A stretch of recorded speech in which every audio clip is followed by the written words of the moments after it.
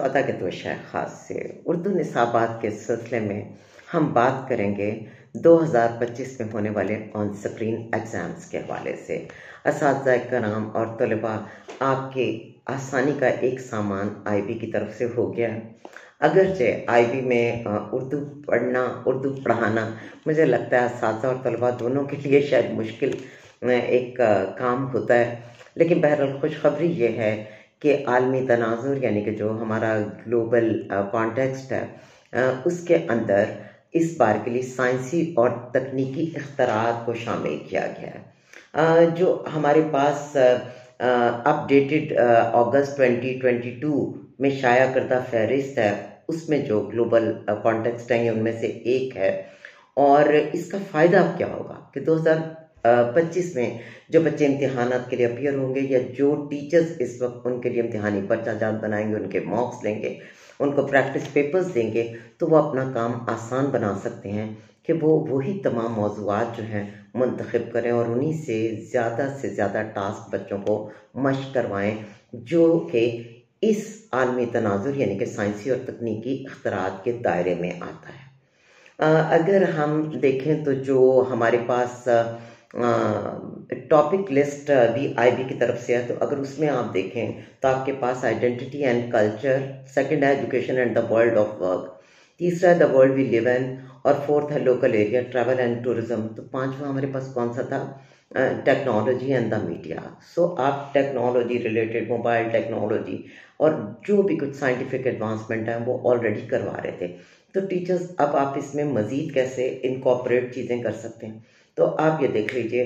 कि बुनियादी तौर पर इस आलमी तनाजुर का जो मकसद है कि हम जिस दुनिया में रहते हैं इसको बेहतर अंदाज में समझें भी, और हम इसको देखते कैसे हैं। हमारा जो पॉइंट ऑफ व्यू है वो भी इसमें शामिल है। एक वो दुनिया जो कुदरती दुनिया है, बिल्कुल फितरत जो अल्लाह सुब्हान ताला ने अता की है, उसके जो अपने लॉज हैं उसमें हम और हमारे साथ दूसरे जानदार और जो इनका बाहमी ताल्लुक़ है ये सब है। लेकिन साइंसी असूलों के ज़रिए इंसानों के इल्म का इस्तेमाल किस तरह से हुआ, साइंस और तकनीकी तरक्की या इसमें जिद्दत मुख्तलिफ माशरों में कैसे हुई, इसके माहौल पर कैसे असरात मुरतब हुए, और फिर माहौलियात ने इंसानी ज़िंदगी को कैसे मुतासर किया, कैसे हमारी एक्टिविटीज़ जो थीं उनके ऊपर असर डाला,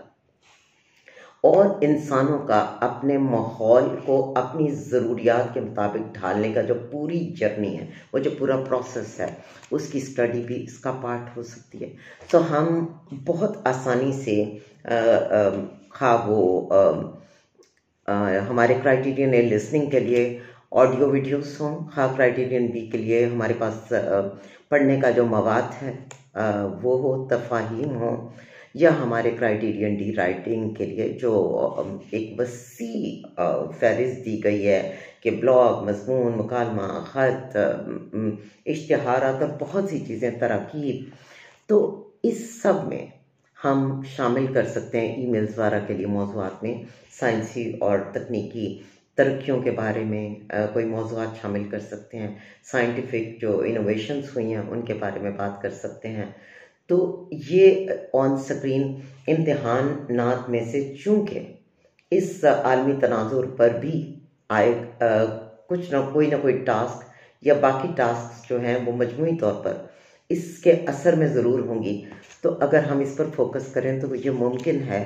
कि MYP का जो रिज़ल्ट है 2025 का वो उर्दू के हवाले से उसमें कुछ बेहतरी आ सके। सो असातिज़ा कराम, आप